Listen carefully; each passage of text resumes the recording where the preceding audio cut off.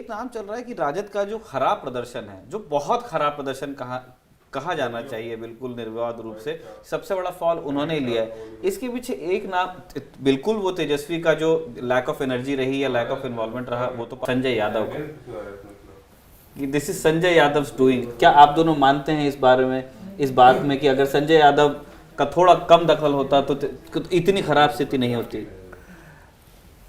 उनकी आलोचना में जयचंद भी कह दिया गया उनको।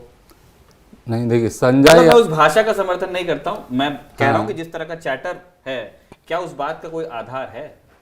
नहीं, एक आधार तो जैसे कि तेज प्रताप यादव ही उस पर एलिगेशन लगाते हैं कि कहीं संजय यादव इस तरह से रोल करते हैं, और ये कहा भी जाता है कि जब कोई डिसीजन लेना होता है या परिवार के लोग कोई तेजस्वी से बात करना चाहते तो सीधे कहता है कि संजय यादव से बात करो।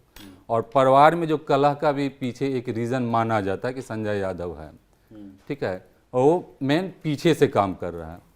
तो कहीं ना कहीं पारिवारिक कलह का भी इफेक्ट पड़ा है कि ये आपस में सिर्फ तेजस्वी अकेला लीड कर रहा था, ठीक है, तेज प्रताप अलग लड़ रहे थे या मीसा भारती, ये लोग फ्रंट पे नहीं थे। तो इसका भी संदेश गलत गया, जनता में मैसेज गलत गया, और जिसका नुकसान तेजस्वी को भुगतना पड़ा। आमतौर पे ये सब टिप्पणी हम लोग एक्सपर्ट से ही लेना पसंद करते हैं, लेकिन जैसे मैं जब थोड़ा सा इस चीज़ को देखता हूँ तो जैसे मीसा भारती हैं, रोहिणी आचार्य हैं, तेज प्रताप हैं, तो हर आदमी जब उस परिवार का या उसको लगता है ना कि ये जो पूरा कुनबा है उसमें हम भी थोड़े भागीदार हैं, तो मान लीजिए मीसा भारती ने अपने लिए 5 सीट 5 उम्मीदवार की बात की, तेज प्रताप ने 5 उम्मीदवार की बात की, तो ये जो बंदरबाट, जो आमतौर पे बंदरबाट जिसको अगर ना बोले, एक होता है ना कि हाँ भाई तेज प्रताप के कोटे से 10 परिवार सीटें, एक होकर लड़ नहीं पाया तो संजय यादव ये इंश्योर करते हैं कि आप लोगों की नहीं चलेगी, एक सिस्टम होगा, योग्य उम्मीदवार होगा या कुछ होगा, उसी हिसाब से, मतलब ये अपने कोटे से सीटें नहीं दिलवा पाते हैं।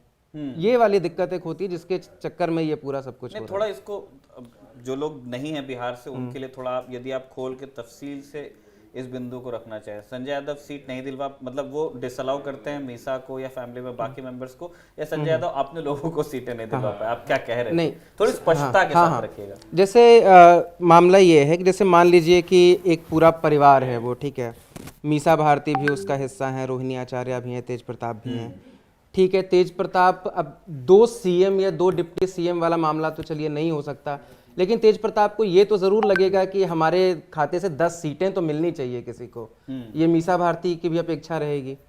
तो ऐसे में संजय यादव का रोल ये आ जाता है कि वो उन सब की चलने नहीं देते हैं, उनके करीबी सट नहीं पाते हैं, मतलब उनके रिकमेंडेशंस को संजय यादव मानते नहीं हैं।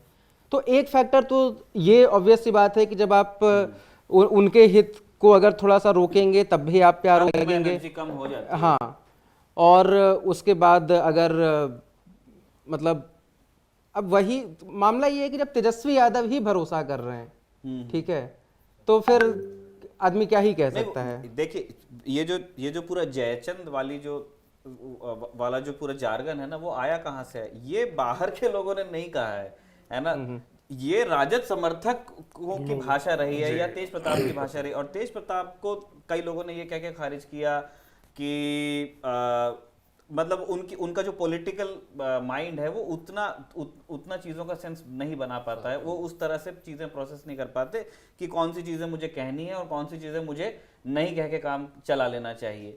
तो उनको तो चलिए एक साइड कर लीजिए, लेकिन ये वाली शिकायतें फैमिली में बाकी मेंबर्स की भी रही। मैं गर्ग साहब से भी जानना चाहता हूँ कि आपको क्या लगता है कि क्या एक व्यक्ति इतना प्रभावित कर सकता है क्या?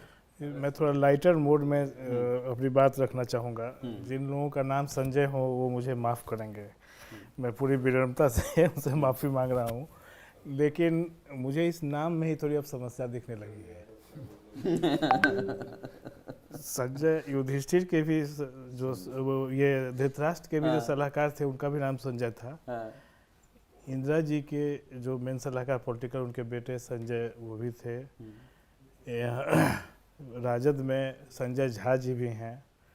उद्धव ठाकरे को लेकर ये शिकायत की गई कि मिलना मुश्किल है, उनके हेल्थ इश्यूज रहते हैं, फिर चीफ मिनिस्टर के सिक्योरिटी को लेके लोग, लेकिन असली जो गुस्सा शिव सैनिकों का निकला, जो टूटे स्पेशली उनका, वो संजय राउत का नाम लेकर के खूब बात। और अब ये मुझे लगता है कि राजद में होगा जब ये नतीजा खराब होने के बाद सब आदमी अगर जदयू में भी नतीजा खराब रहता तो संजय झा पे ये संजय झा कुछ टिकट टाइम में उठा था। मुझे तो अब इस नाम पे ही थोड़ा सा वो लग के जो इस नाम का है उसको सहयोग, उसको अपना सलाहकार तो कम से कम न बनाया जाए, ये मुझे लग रहा है। रही बात संजय यादव जी की, तो ये कॉमन शिकायत है एक राजद के आम कार्यकर्ता की, वही मैंने कहा कि ना, वो भाजपा वाले थोड़ी बोल कि रहे हैं। उन्होंने वो तो क्या है कि किया एक है। उम्मीदवार जो बहुत कम वोटों से हारे थे, उन्होंने भी अपना कपड़ा वपड़ा फाड़ा था। जी हाँ, वो क्या है कि टिकट बंटवारे में भी जैसे गोपाल मंडल जैसे नेता वहाँ जो उस पूरे कोसी क्षेत्र के बड़े महत्वपूर्ण नेता थे, उन्होंने ही धरना पे बैठ गए थे वो, जब उनको टिकट नहीं दिया गया। जी।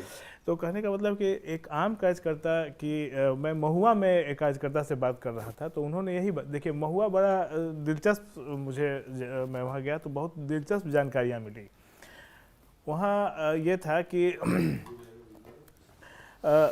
महुआ के लोगों का मानना था कि अगर तेज प्रताप जी के खिलाफ जी राजद कैंडिडेट नहीं खड़ा करती तो उस पूरे इलाके में मैसेज अच्छा जाता और यहाँ से तेज प्रताप भी निकल जाते और बाकी इलाकों में भी राजद और को जीतते फायदा तो आते यही। हाँ, और सारा लोग यही कह रहा था कि इसकी वजह संजय यादव है, दोनों भाइयों में जो खटपट हुआ है इसकी वजह संजय यादव है ना। वो परिवार के लोगों को ही नहीं, परिवार में तो उन्होंने कलह पैदा कर ही दिया है, इवन तेज प्रताप जी से मिलने के लिए उतना मशक्कत लोगों को नहीं करना पड़ता है। तो ये जो दीवार संजय जी बन गए हैं वो भी एक नुकसान की बड़ी वजह रही, क्योंकि फिर क्या होता है ना कि फिर आप देखिए ना, जैसे कि अब जैसे हम लोग प्रशांत किशोर की बात कर रहे हैं, अगर आंकड़ों को देखा जाए तो ऐसा लगता है कि प्रशांत किशोर ने बीजेपी का भी सीट काटा होगा, लेकिन अब इस नतीजे के बाद हम नहीं कह सकते कि उन्होंने बीजेपी का काटा है। लेकिन आप देखिए कि जंगल राज का नैरेटिव किसने क्रिएट किया इस इलेक्शन में? प्रशांत किशोर ने क्रिएट किया है ना। जो काम तेजस्वी यादव को करना चाहिए, मतलब सरकार के खिलाफ जम के खड़ा होना चाहिए, सक्रियता के साथ विरोध करना चाहिए, वो तो पिछले 6 महीने 1.5-2 साल से प्रशांत किशोर कर रहे हैं। और उन्होंने न सिर्फ सरकार को तो टारगेट, सरकार इसमें भी एक बहुत बारीकी मतलब है, बारीक बात है, वो सरकार में किसको टारगेट कर रहे थे? सरकार में वो जो है सम्राट चौधरी को टारगेट कर रहे थे, वो अशोक चौधरी को टारगेट कर रहे थे। ऐसे नेताओं को वो उन्होंने टारगेट किया जो बीजेपी के थे ही नहीं, जो बाहर से आए हुए नेता थे।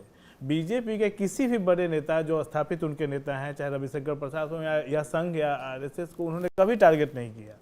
वो बीजेपी से जो आए हुए बाहर से आए हुए नेता थे, उनको टारगेट करके उन्होंने एक जंगल राज का नैरेटिव क्रिएट किया।